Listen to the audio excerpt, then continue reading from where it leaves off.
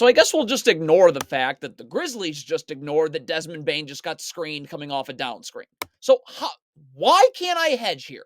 Okay, the sideline is right there. There's no place for Sabonis to roll to. None. Look at how you're asking Desmond Bane to guard. He was just screened, and now he's screened again. So now you're expecting him to guard Keegan Murray one-on-one here. Not going to happen.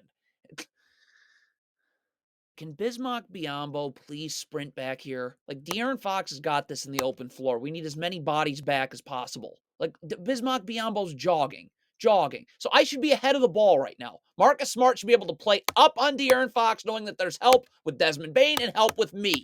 But you're not there. And Desmond Bane, you got to keep your back to the baseline. I'm seeing ball, I'm seeing man. You're going to get beat back door here. So now Jaren Jackson's going to have to leave his feet while guarding the ball to deny that pass from getting made. And now Domantas Sabonis can just go.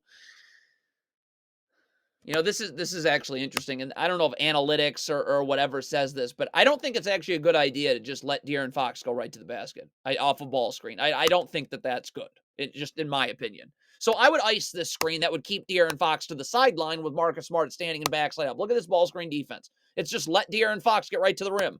Look at this. So everyone's open now. Disaster in transition. Can Luke Kennard just get back? Why does Luke Kennard need to gamble at the ball? So Luke Kennard's going to gamble. So why am I not over here guarding? And Bismack Biyombo's trying to get to Sabonis. Derrick Rose has got Sabonis. You got a bunch of Grizzlies players just waltzing around in the middle of nowhere. So I obviously certainly would not just give Malik Monk the lane right here. I would ice this ball screen right here. Aldama's in backside help. But Aldama's apparently going to be in the gaps here because you're running drop coverage and Malik Monk's just getting right in the lane. So I got to be up the line, so I can recover to Trey Lyles. Like, you're standing in the paint for no reason. This right here is why you cannot run drop coverage, because if I hedge this screen, that pushes Malik Monk to half court. I have a backside defender right here, but Malik Monk's dribble's not going to be alive for very long. The half court line is right there. The second he hesitates, Bismack Biyombo can recover and bump Aldama back. But you run drop coverage. So now Malik Monk's dribble's alive for an hour. Santi Aldama's got to stay in backside help for an hour and is not going to be able to get over to Davion Mitchell. By the way, where's Desmond Bane in the gaps here? Why is Ja Morant just not getting up and guarding here? What is Ja Morant doing? Like, what are you feeling out a screen? Like, what was that? Why did that just happen? It's just a poorly coached nightmare. First of all, Ja Morant should be chasing over the top of the down screen, and Biyombo should be showing. That doesn't happen. He goes up the gut right here. So it's going to make it harder to ice the screen, but you got to ice the screen. Every time you run drop coverage, you're giving up a layup. Okay? Every time. So we ice this screen, right? We keep Malik Monk to the sideline. There's no place for Alex Len to roll to. Vince Williams is standing right there. So instead, it's a layup every time. Alex Len's going to screen Ja Morant, then screen Biyombo dropping, and now Malik, this is a layup. You could pull someone from the crowd, and they would score here, actually. This is Vince Williams who's in help right here. Why is Marcus Smart not guarding on the wing Davion Mitchell? Vince Williams is coming into help here. You're just standing in the paint for no reason. So now you're not ready to guard Davion Mitchell for no reason. He gets in the paint, draws help. You're Marcus Smart. You're never standing still. This ball gets swung to Domantas Sabonis in the post. I'm immediately dropping, okay? Halfway between the ball and the three-point line. And I'm seeing ball and I'm seeing man. But Marcus Smart doesn't move. Jaren Jackson's trying to three-quarters the post here. You have no backside help. Get underneath. Get low. Get Domantas Sabonis out of the paint. You're three-quartersing the post here with no backside help. So now Sabonis catches this. You're not ready to guard him. You're off balance. Like, he doesn't have to do anything, and he's right on the block. And now it's over. You defend a handoff. Derrick Rose, you go under the handoff. You're going to meet Malik Monk on the other side. You're going over the top of this handoff. So obviously now Malik Monk can just catch and go. So Ja Morant does go under the handoff, but now they're going to twist and set a ball screen here. I mean, if you want to go under a second time, Bismack Biyombo is going to have to get up, jam the screener, using his body, showing his hands. You can also show a little bit by doing that, but you're allowing Ja Morant to have a path to get under this screen and get on the other side in time. He already went under a handoff, but it's going to take him forever to get... Jeez. 7 seconds left in the half. This is obviously a bad matchup. First of all, it doesn't matter what kind of matchup it is. Marcus Smart should be underneath the three-point line. It's back to the baseline in the gaps.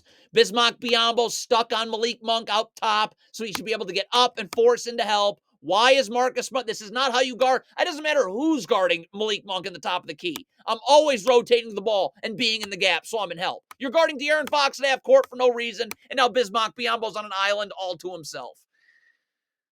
This is not defense. The Grizzlies, this is not defense. What Taylor Jenkins, this is not defense, okay? I have to hedge. I have to keep Harrison Barnes out of the lane. I'm pushing him to the sideline. I can get real aggressive in backside help because you're pushing Harrison Barnes to the other side of the floor. But look at this. It's just pick and roll, and Harrison Barnes gets in the lane. Well, this is not defense. And by the way, everyone on the weak side of the floor is open too. It's just Harrison Barnes comes off a ball screen and gets to go right to the rim. You have to communicate in transition. So Marcus Smart or John Morant, someone's taking De'Aaron Fox. Communicate this. Whoever it is, it doesn't matter. Say something so the other can take Sabonis. But you got two people going to De'Aaron Fox. Now Jaren Jackson's coming over to take Sabonis and leaving Harrison Barnes. Same thing. John Morant goes under the handoff. So now you're asking him to go under a ball screen that Domantas Sabonis sets. Get up if you're Bismack Biyombo. You got to jam the screener. Show your hands, use your body. I can also show off of this. So John Morant has somewhat of a chance to get under this screen. Like, look at this. John Morant, you're letting him walk right into the screener right here. He's off. Just awful. What is Desmond Bane doing? The Grizzlies are switching here, thank God. So, Desmond Bane, you need to stay home on Keegan Murray, obviously.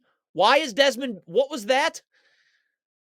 You're John Morant. Look at all the help you have in the middle of the floor, okay? So just get up, show your hands, force De'Aaron Fox into this help in the middle of the floor. What does John Morant do?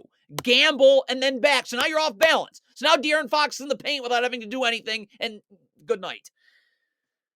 I mean, Desmond Bane's got to go under this handoff a little more urgency. Marcus Smart's supposed to take a half step back to let him through on this handoff. But whatever. Desmond Bane's not. Look at you're walking to get under this handoff. So